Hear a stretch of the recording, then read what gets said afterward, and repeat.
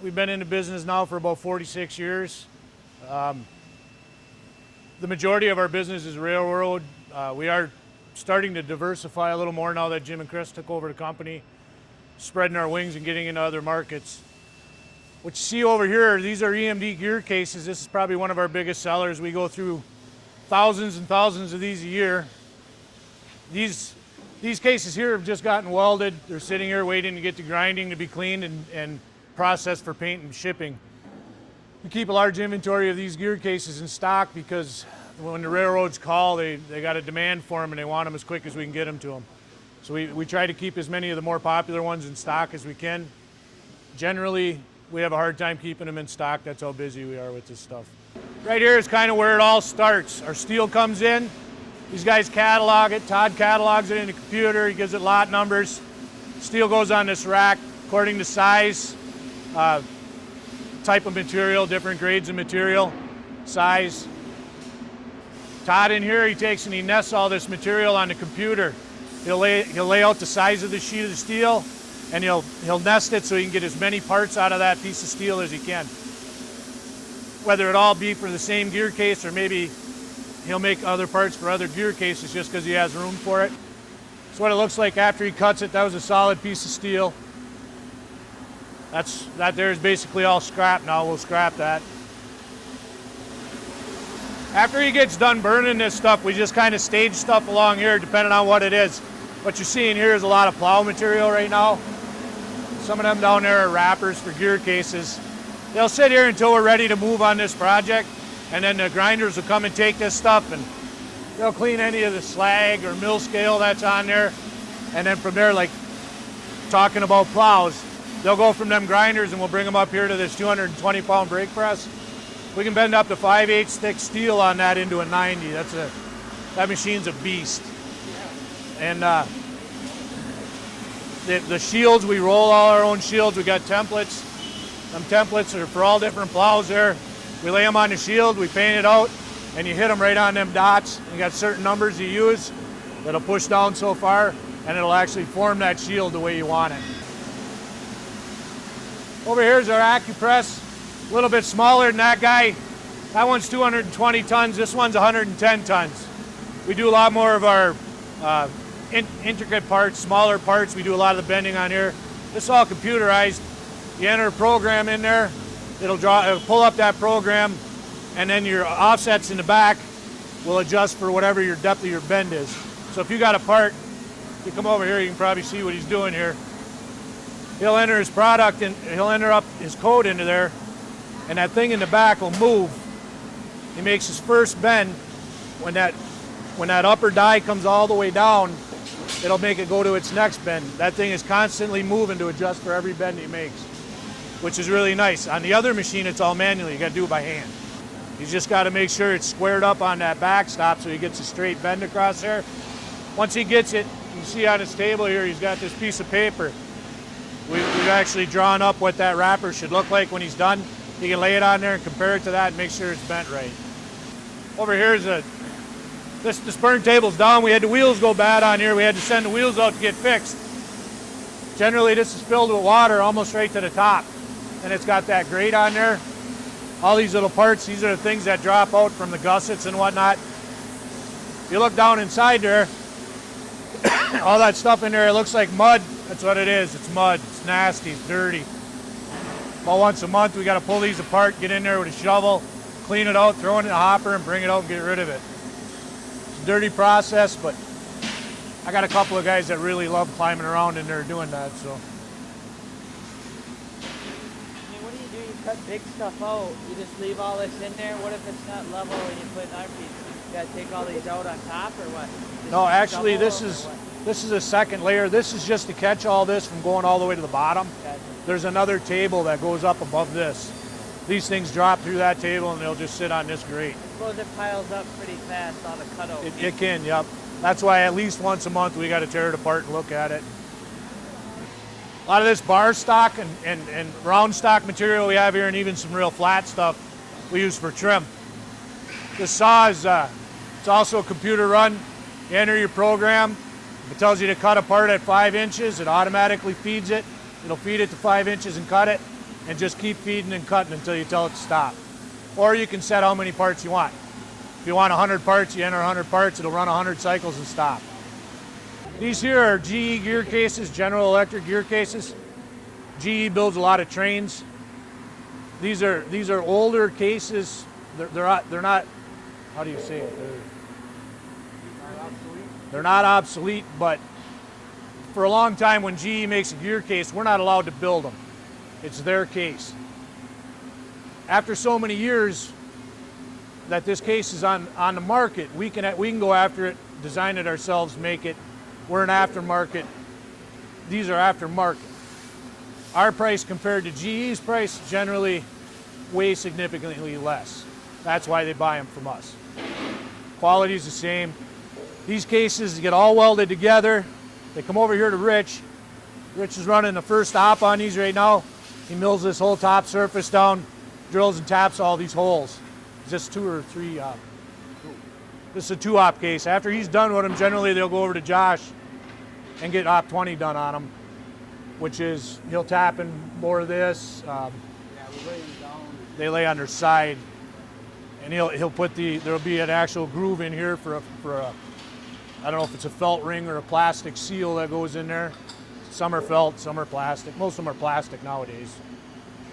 But these are our like top dollar gear case. These are expensive. This 1/2 is probably, just guessing, it's probably 2 to 3 times more expensive than a complete set of EMDs, right? Generally. A lot more material, a lot more work go into these. That's the way it works. When these things become available for us to make and the OEM builder allows us to, we take these and try to remanufacture or redesign them and build them with our capabilities, and then we sell them for less than they do, you know. So. But this one's in the process. It's going to be a big seller once we get it nailed down. We'll be selling lots and lots of these. It's for a newer train. See, the newer trains, they go so long before we're allowed to build parts for them. Usually 20 to 30 years. So the train that this goes on is probably a 20 or 30-year-old train. But they last for a long, long time, and there's trains that are still on the tracks that are probably 60, 70, 80 years old. All these are different fixtures the guys use in the machines. All the different gear cases, they have different mounting places, so they have to have different fixtures to put them in the machine and machine them. There's quite a few of them. These things here are wheel lathes. These are really interesting. These are a portable wheel lathe that they actually take out on the tracks. Trains, after stopping so many times, their wheel will actually develop a flat spot in it, and then it makes it not safe to operate. They can take this right out on the track. They lift that wheel set up in the air, and they get this underneath it, and they mount it to the track. And they hook the train up to a welder to power the wheels. The wheels will turn, and this thing just goes in there, and it profiles that wheel, trues it up so he gets that flat spot out of there. Saves them a lot of time. They like that. They don't have to bring it back to the roundhouse. They can fix it right on the tracks. We sell a lot of these. That's an older model. This is our new model. We just come out with this one about a year and a half ago or so. Seems to be real popular. Guys like them. These are a couple that a guy sent back for us just to tighten everything up. Over years of using them, you know, they get used and abused, and with that wheel running on them like that, there's a lot of pressure and everything. So every once in a while, they'll send them back. We'll clean them up, change out some bearings and everything, send them back to them. Real expensive piece of equipment. How heavy is that one of them? It's pretty heavy. It's a 2-man job to lift them. We actually designed them. As you can see, the old ones, they really didn't have, they had some slots there, and the guys were using their hands to pick them up. But we designed this so you can actually run a solid bar through here, and then you can just grab it from the side, a guy on each side, and pick it right up. They're heavy once they're all assembled. Anyway, all them parts that we were talking about over there, the wrappers, what you seen Earl bending on the little press, that's these. What they do is they bring all this stuff over here. He's got his panels. He'll put this ring on here, and then that gets clamped down. He puts these panels on. He assembles the whole thing, and then he tacks it together. He'll tack about 15 of these together and put them on a pallet. We do them about, you know, there'd be 3 on the bottom and then another row of 3. We do them about 5 high, so there's 15 of them on there. And then they set off to the side, and then as these guys that are welding them get done with the stack they're doing, they'll haul that back to the grinders, and they'll grab another fresh stack of cases and start welding on them. These are all different fixtures he uses for putting the gear cases together. I mean, Some of these cases will do 2 or 3 different types of cases, different style or different numbered cases. But as you can see, we got a lot of, these are just for the EMDs, these ones. Anyway, we bring all these back here and these guys will clean them up.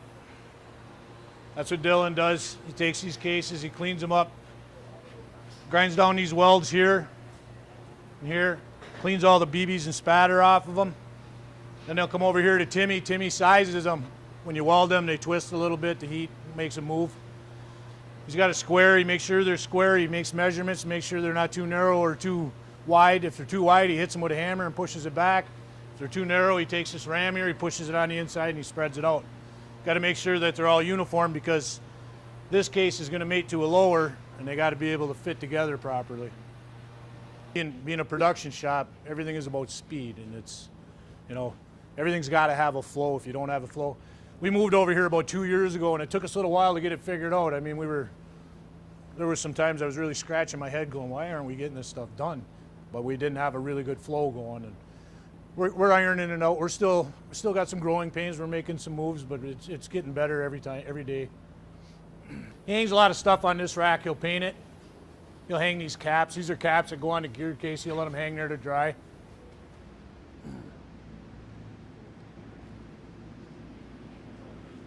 Here's one thing that I always get really, really mad about.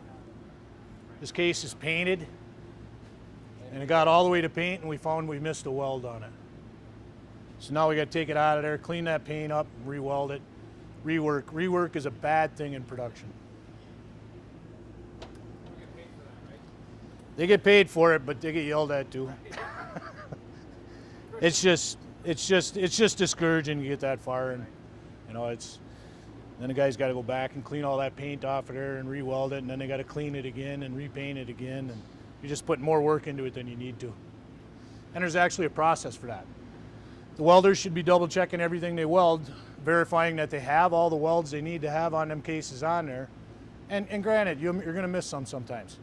But then it'll go to the grinders, and the grinders are supposed to kind of look that case over too and make sure that all the welds are on there. And they miss it sometimes too. Then it goes to that sizer, and he's supposed to look, and you can see it still makes it to paint sometimes. We have a process to catch it, and usually we do, but sometimes they get by on you. These plows it's similar to the gear cases. We got fixtures for these. All these parts are put on that fixture. They're tacked together. The guy that tacks them takes them, sets them over here. These guys pick them up over here. They put them on this rotisserie and they finish weld them. This rotisserie's got a switch on it, so you can turn this thing any position you want to get the perfect weld on it. You can flip it right upside down to weld on the bottom if you want. It works really neat. This rotisserie is something we designed in-house. We got a couple of them.